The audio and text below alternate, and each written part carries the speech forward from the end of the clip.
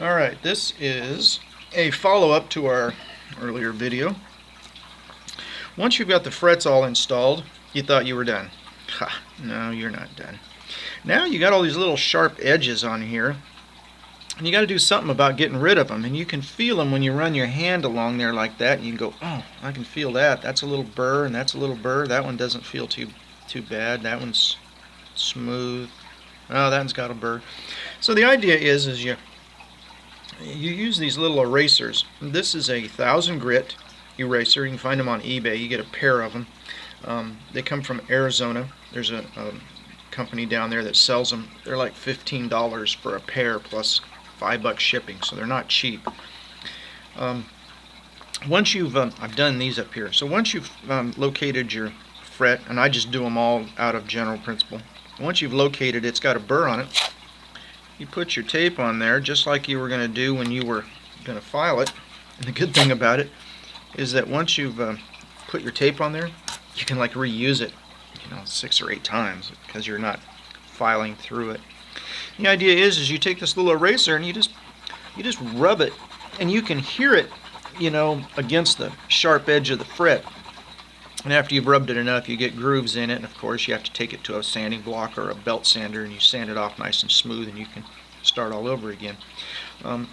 So I get on there and I sand it, and you have to feel it, and it doesn't take much. Those little burrs come right off, and you just rub the hell out of it like that. And then crossways you can rub it, and if you get the edge of this fret reflecting light, like up behind the camera there, I've got some LED lights, and I can see the reflection of them bouncing back to me.